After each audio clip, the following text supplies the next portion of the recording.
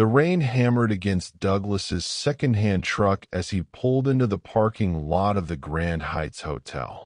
Through the windshield, he could see luxury cars lined up like soldiers. Mercedes, BMWs, Teslas. His beat-up Ford looked like a beggar among kings. In the back seat, his 7-year-old daughter Emma clutched a handmade thank you card, her fingers trembling with excitement. "Daddy, do I look okay?" she asked, smoothing down her simple blue dress. It was the nicest thing she owned, bought from a thrift store 3 months ago for her school pictures. Douglas turned around, his heart breaking and swelling at the same time. "You look like a princess, sweetheart." But he knew what awaited them inside. This wasn't their world. The annual Children's Hospital Charity Gala was where the wealthy gathered to write checks and feel good about themselves. Douglas had no check to write. He had something more important: gratitude. 6 months ago, Emma had been rushed to Memorial Children's Hospital with a life-threatening infection. The doctors there had saved her life, working around the clock despite knowing Douglas couldn't afford the mounting bills. The hospital had eventually forgiven the debt through their charity program. When Emma learned about the gala from a flyer, she'd insisted they attend. "I made a card for the doctors, Daddy. We have to thank them properly." How could he say no to those hopeful eyes? Douglas checked his reflection in the rearview mirror. His only suit was 10 years old, slightly too tight around the shoulders, the collar frayed. His hands were calloused from his construction job, dirt permanently etched into the lines of his palms no matter how hard he scrubbed. He didn't belong here. But for Emma, he'd walk through fire. "Ready?" he asked, forcing confidence into his voice. Emma nodded, clutching her card like a treasure. They stepped out into the rain. The hotel lobby took Douglas's breath away. Crystal chandeliers cast rainbow prisms across marble floors so polished he could see his reflection. Women in glittering gowns glided past, their jewelry probably worth more than his annual salary. Men in tailored tuxedos laughed over champagne, their watches catching the light. Douglas felt every eye turn toward them as they entered. Emma pressed closer to his side, suddenly shy. Her confidence from the truck had evaporated in the face of such overwhelming wealth. "Daddy, everyone looks so fancy," she whispered. "Hey." Douglas knelt down, meeting her eyes. "You know what makes someone truly fancy? Not their clothes or their cars. It's their heart. And you, my girl, have the biggest heart here." She smiled, a bit of courage returning. They approached the registration table where a woman with severe features and a clipboard stood guard. Her name tag read, Victoria Chun, Event Coordinator. She looked them up and down, her expression souring. "Can I help you?" Her tone suggested she'd rather do anything else. "We're here for the gala," Douglas said evenly. "My daughter wanted to thank the doctors who helped her." Victoria's lips pursed. "This is a ticketed event. $500 per person." Douglas felt his stomach drop. The flyer hadn't mentioned tickets. "I didn't realize. We just wanted to deliver a thank you card to the hospital staff." "This isn't a drop-in event," Victoria said coldly. "This is a formal fundraiser for benefactors and major donors only." "Please," Emma spoke up, holding out her card. "I made this myself. The doctors saved my life." Victoria barely glanced at it. "That's very sweet, but you'll need to leave. You're blocking the registration area."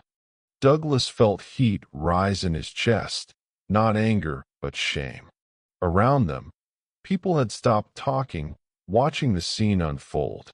He saw pity in some eyes, disgust in others. "We'll just take a minute," Douglas tried again. If someone could just give this to Dr. Martinez. Sir, I need you to leave now, or I'll call security. Is there a problem here? A new voice cut through the tension. A man in an expensive charcoal suit approached, his silver cufflinks gleaming. His name tag identified him as Robert Finch, CEO of Finch Medical Corporation, one of the gala's main sponsors. Victoria immediately shifted, her harsh expression melting into a professional smile. Mr. Finch, nothing to worry about. Just some people who wandered in without tickets. Robert looked Douglas over with the casual dismissal of someone used to being the most important person in any room. The gala is for contributors, he said smoothly. I'm sure you understand. My daughter is a patient, Douglas said, fighting to keep his voice steady. She wanted to thank the doctors. Robert's eyebrows lifted slightly. The charity program patient? The way he said it made it sound like something distasteful. Look, I appreciate the sentiment, but this event is for people who support the hospital financially. It costs money to save lives. Perhaps instead of crashing events, you should focus on paying your bills. The words landed like punches. Around them, the crowd whispered. Douglas felt Emma's hand tighten in his. Daddy, can we go? She whispered, tears in her eyes. Douglas had faced many humiliations since his wife died 3 years ago.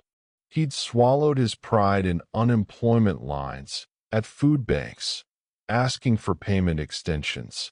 He'd endured pitying looks when paying for groceries with food stamps, judgmental comments from other parents whose children had both parents and stable homes.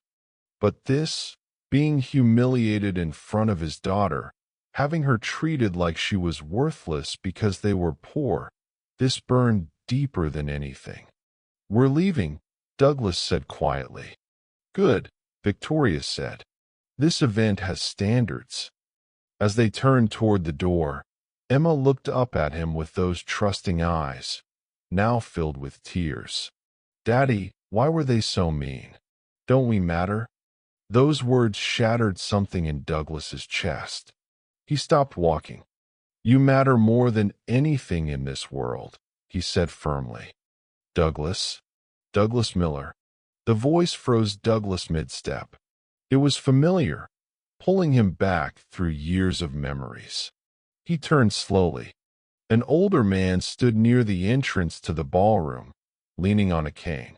He was dignified despite his age, probably in his 70s, with white hair and sharp eyes behind wire-rimmed glasses.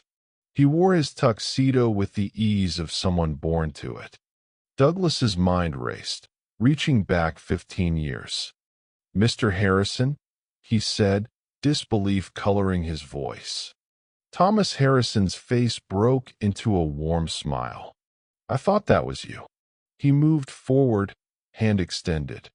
Douglas shook it automatically, aware of how rough his own hand must feel. I can't believe you remember me. Remember you? Son, you saved my life.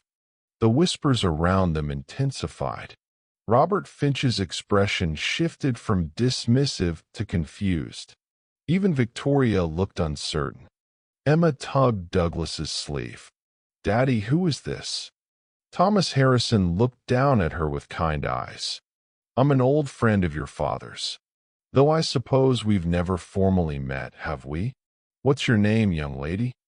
Emma, she said shyly. Emma, Thomas repeated warmly. Your father is one of the bravest men I've ever known. Douglas felt his face flush. Mr. Harrison, we were just leaving. We didn't mean to intrude. Intrude? Thomas looked genuinely confused. Then his eyes swept over Douglas's worn suit, Emma's simple dress, and the hostile faces around them. Understanding dawned. What happened here? Victoria jumped in quickly. Mr. Harrison, there was just a small misunderstanding about tickets. I don't recall asking you, Thomas said, his voice sharp enough to cut. Despite his age and his cane, he commanded immediate respect. Douglas, tell me what happened. Douglas hesitated. He'd never been one to make excuses or seek sympathy.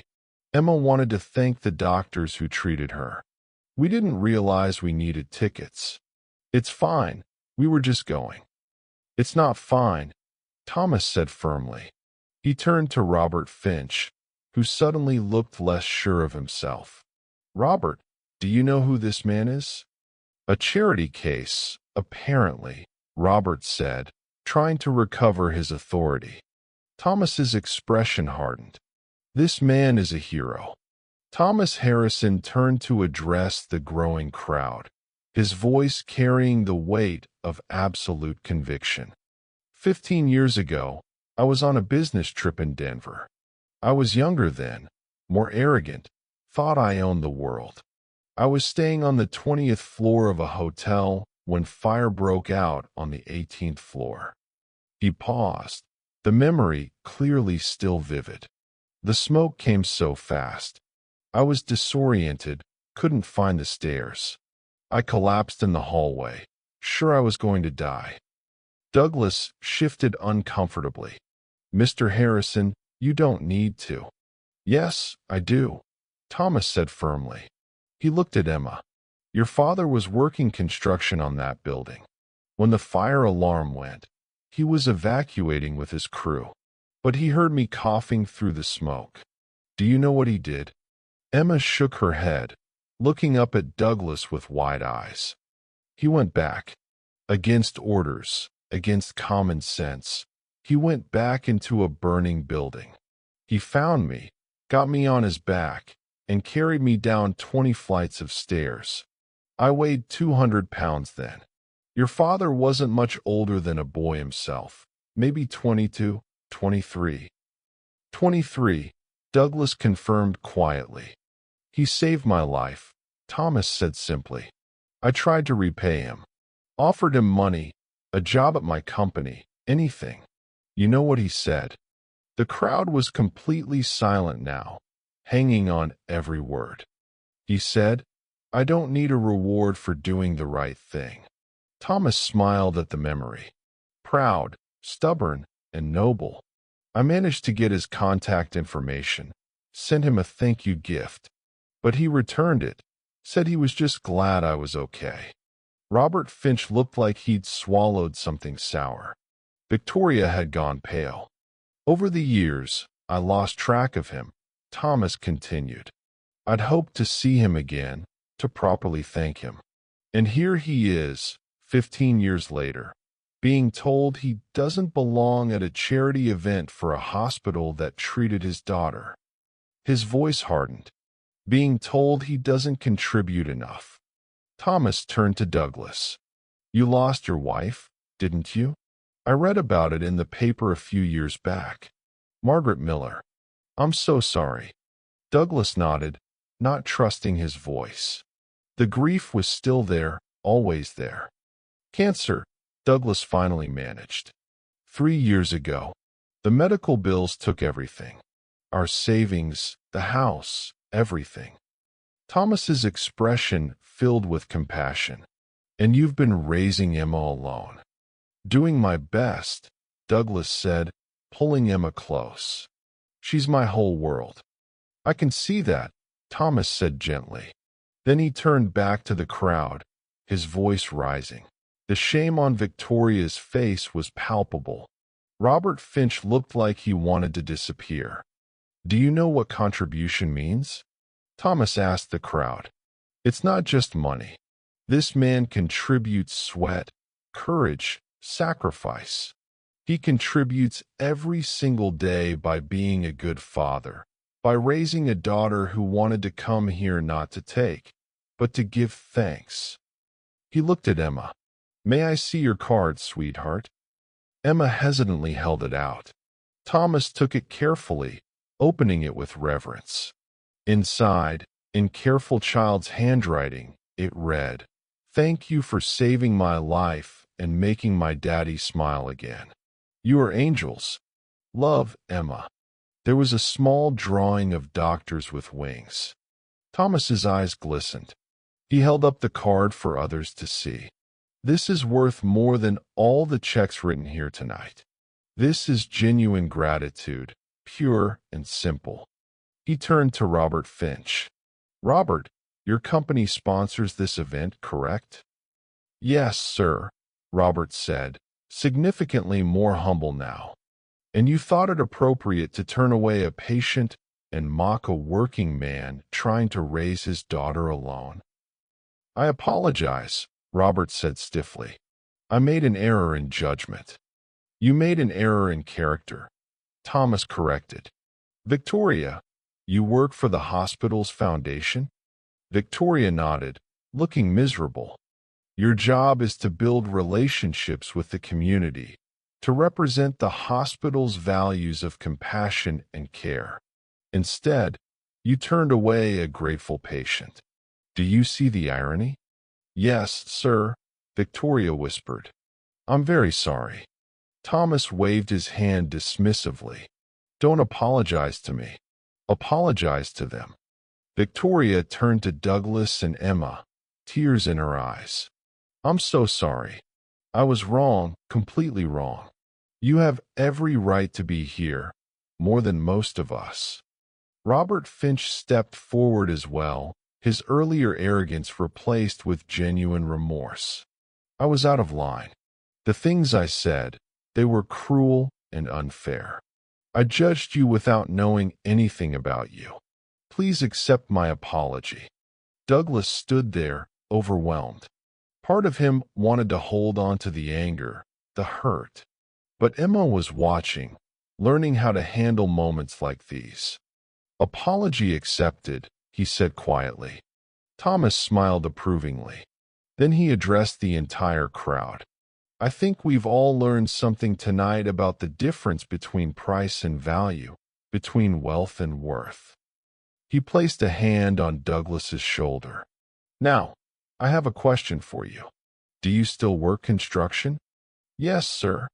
Foreman now, actually. Good. Honest work, Thomas said. But I imagine it doesn't leave you much time with Emma. Douglas felt a familiar pang of guilt. I do my best. My neighbor Mrs. Chun watches her after school. Emma's with me on weekends. How would you feel about a different opportunity? Thomas asked. I'm the president of Harrison Industries. We have a large facility that always needs safety inspections, building maintenance oversight, things like that. It would be a management position, overseeing contractors. Better hours, better pay. Weekends off. You'd be home for dinner every night. Douglas stared at him. Mr. Harrison, you don't need to do this. I'm not doing charity, Thomas said firmly. I'm offering a job to a qualified man with integrity. Something I should have done 15 years ago if you hadn't been too stubborn to accept help. I don't want special treatment, Douglas said. It's not special treatment. It's recognition. There's a difference. Thomas extended his hand. What do you say? Douglas looked down at Emma, whose eyes were shining with hope. How many school plays had he missed? How many bedtime stories had he been too exhausted to read? How many times had she fallen asleep on Mrs. Chen's couch waiting for him to finish a late shift? He shook Thomas's hand. Thank you. I'll work hard, I promise. I know you will, Thomas said. That's why I'm hiring you. Thomas Harrison turned to the crowd. Now, I believe we have a gala to attend. Douglas, Emma, you're my personal guests tonight. He offered his arm to Emma with old-fashioned courtesy. Would you accompany me to dinner, young lady? Emma giggled, delighted, and took his arm. As they entered the ballroom, the transformation in the crowd was remarkable. People who had watched their humiliation with cold eyes now approached with warm smiles, introducing themselves, apologizing for not speaking up earlier. Douglas recognized the behavior for what it was, people following power, aligning themselves with Thomas Harrison's obvious approval. But some faces showed genuine warmth. A woman introduced herself as Dr. Martinez, the surgeon who had operated on Emma. She knelt down to Emma's level. "I remember you," she said warmly. "You were so brave." "I was really scared," Emma admitted. "Being brave doesn't mean not being scared," Dr. Martinez said. "It means being scared and facing it anyway. You did that." She accepted Emma's card with tears in her eyes.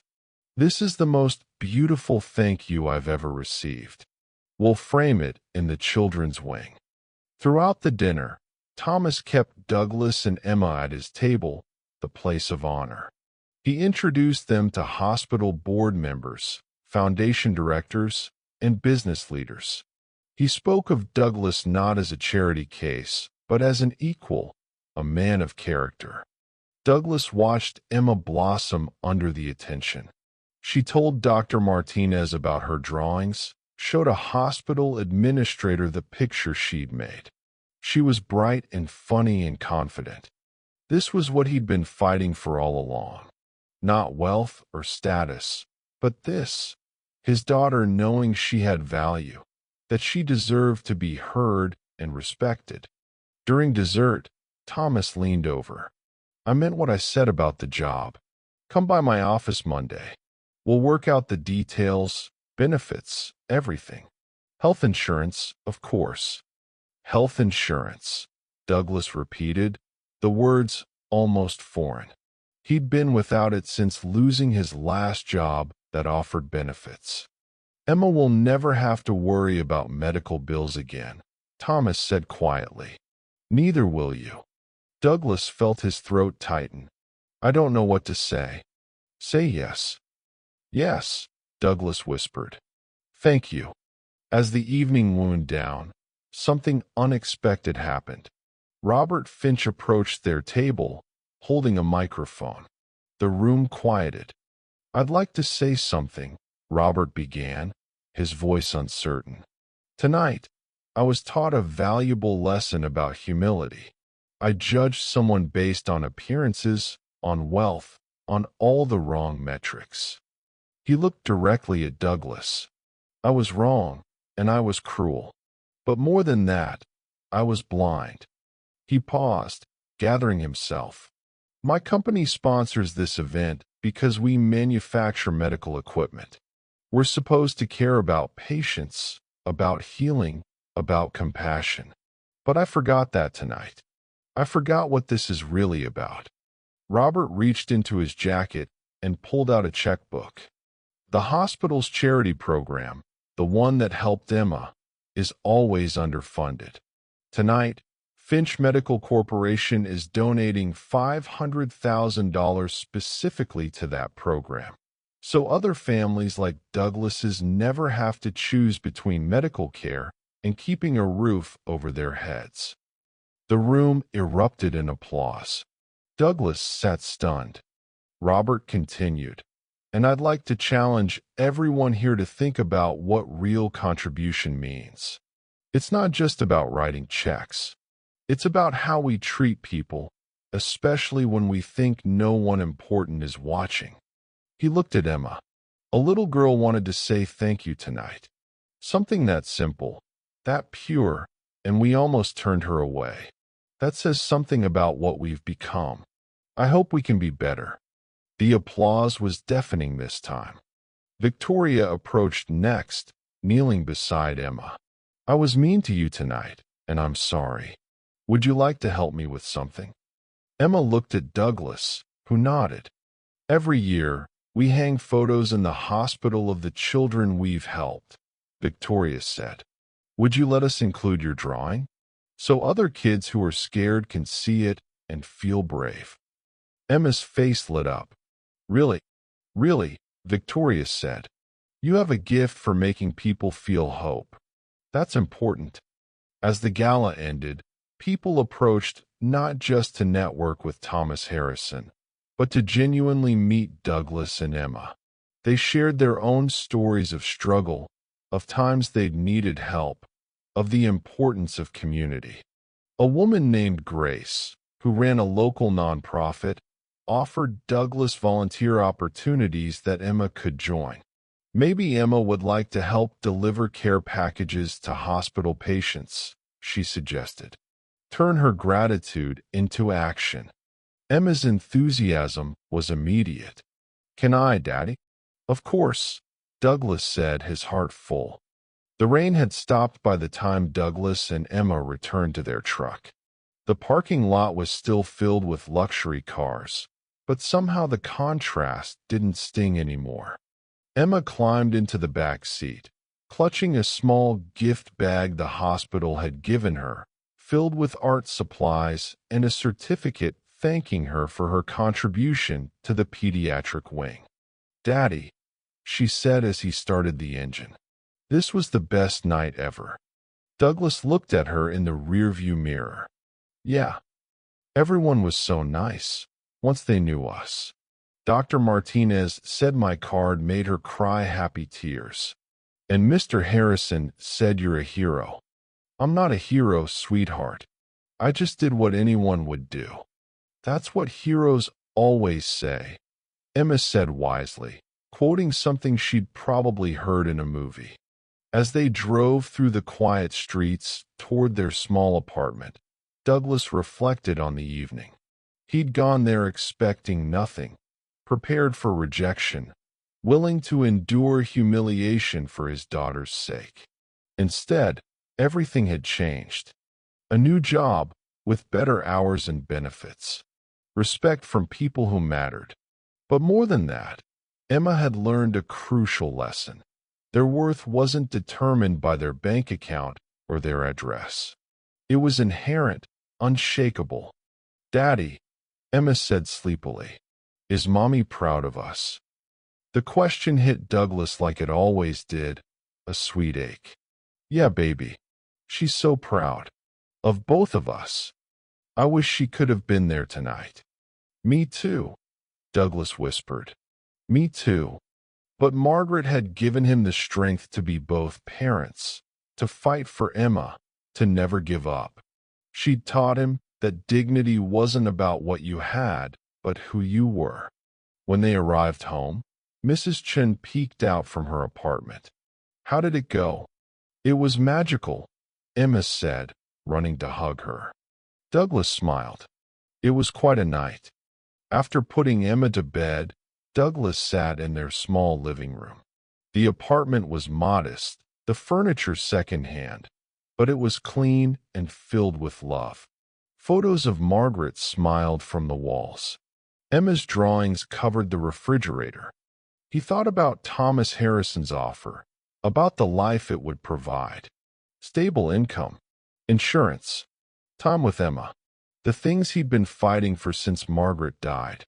But more than that, he thought about the moment when Thomas had called him a hero, when Emma had looked at him with such pride.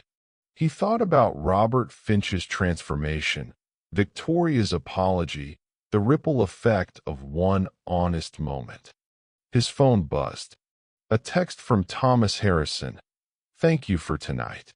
You reminded us all what matters. See you Monday." Douglas typed back, "Thank you for seeing us." For seeing her. The response came quickly. "She's impossible to miss. Bright light in a dark world. Just like her father." Douglas set down his phone, overwhelmed with gratitude. Life had been hard since Margaret died. There had been days he didn't think he'd survive the grief. Nights he'd cried after Emma fell asleep. Moments he'd questioned everything. But he'd kept going. For Emma. Always for Emma. And tonight, that perseverance had been rewarded, not with money or status, but with something more valuable, recognition of his humanity, his worth, his love. In her room, Emma slept peacefully, her homemade card replaced with a framed certificate on her nightstand. Tomorrow, she'd wake up to a world of new possibilities. A father with a better job, weekends together, security. But she'd also wake up knowing something more important. that kindness matters, that gratitude matters, that their voices deserve to be heard regardless of their circumstances. Douglas walked to her doorway, watching her sleep. "We made it through another day, Maggie," he whispered to his absent wife. "And tomorrow's going to be even better." For the first time in 3 years, he truly believed it. The single dad who'd been told he didn't belong had discovered something profound. Belonging isn't granted by others. It's claimed by living with integrity, loving fiercely, and never giving up. And in the end, that's what changed everything.